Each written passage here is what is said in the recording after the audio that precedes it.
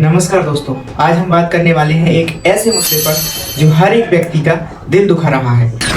न्याय और देश की असली तस्वीर। कुलदीप सिंह सेंगर, एक नाम जो पूरी देश ने सुना है। कुलदीप सिंह सेंगर एक भारतीय राजनीतिज्ञ है और गंभीर अपराधों में दोषी पाया गया व्यक्ति है। उसने अपने पॉलिटिकल करियर की शुरुआत इंडियन नेशनल कांग्रेस से की थी। बाद में Bahujan Samaj party BSP, Samajwadi party SP और अंत में भारतीय जनता पार्टी यानी कि बीजेपी से भी जुड़ा रहा। 2017 में बीजेपी के टिकट पर उत्तर प्रदेश के उन्नाव जिले के बांगरमऊ विधानसभा क्षेत्र से एमएलए बना था। स्वीकृत रूप से 2019 में बीजेपी ने उसे पार्टी से निकाल दिया जब उसके खिलाफ रेप के आरोपों के बाद विवाद बढ़ा। 2017 उन्नाव रेप केस में ट्रायल कोर्ट ने सेंगर को उम्र कैद की सजा सुनाई थी। यह रेप और अत्याचार का वह सस्ता जो पूरे देश के सामने था। 23 दिसंबर 2025 को दिल्ली हाई कोर्ट ने उसकी लाइफ टर्म को सस्पेंड कर दिया और कुछ कंडीशंस के साथ बेल दे दी। इसका मतलब यह नहीं है कि वो सेफ या इनोसेंट है, बल्कि उसकी अपील अभी भी कोर्ट में पेंडिंग है। इस फैसले पर रेप विक्टिम की फैमिली ने कड़ी आवाज उठाई और कहा कि लॉ का व्यवहार उसके लिए सेफ्टी नहीं दे रहा है।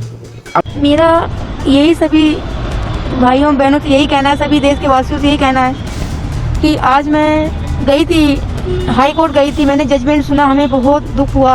जज साहब ने जजमेंट सुना, मुझे बहुत दुख हुआ। मुझे लगा कि मैं यहीं पे सुसाइड कर लूँ अपना, लेकिन मैंने अपने बच्चों के बारे में सोचा, मैंने अपने परिवार के बारे में सोचा, इसलिए कुछ हिम्मत नहीं किया। लेकिन हमारे साथ में अन्याय हुआ है, जो भी हुआ है अन्याय हुआ है। पहले मेरे चाचा की बेल खारिज हो गई, उसके बाद में पैरोकार गवाहों की सुरक्षा हटा दी गई। ऐसे रेप के आरोपी अगर बाहर आएंगे तो देश की बेटियां कैसे सुरक्षित रहेंगी, हम कैसे सुरक्षित रहेंगे, हमारे बच्चे कैसे सुरक्षित रहेंगे, परिवार कैसे सुरक्षित रहेगा। दूसरा नाम सोनम वांगचुक का आता है। वे एक साइंटिस्ट, इनोवेटर और क्लाइमेट सोशल एक्टिविस्ट हैं जिन्होंने ice stupa technology, innovative schools और लद्दाख के लोगों के लिए महत्वपूर्ण काम किए हैं। लेकिन 26 सितंबर 2025 को उन्हें नेशनल सिक्योरिटी एक्ट यानी एनएसए के तहत अरेस्ट किया गया। यह ऐसा लॉ है जिसमें बेल का अधिकार नहीं होता। अथॉरिटीज का कहना है कि उनके प्रोटेस्ट एक्शंस और लद्दाख अनरेस्ट को लेकर कुछ सिक्योरिटी रिलेटेड एलिगेशंस हैं, जबकि समर्थकों का कहना है कि यह डेमोक्रेटिक राइट्स के दायरे में आने वाली बात है।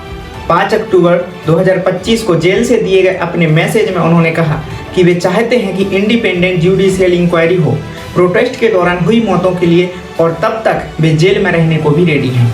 अब सवाल यह है, एक तरफ वे लोग जो रेप जैसे हीनियस क्राइम में दोषी साबित हो चुके हैं, उन्हें कंडीशंस के साथ लीगल रिलीफ मिल रही है, और दूसरी तरफ एक साइंटिस्ट, एक्टिविस्ट जिसने देश के लिए काम किया, यह एनएसए के तहत बिना बेल जेल में है।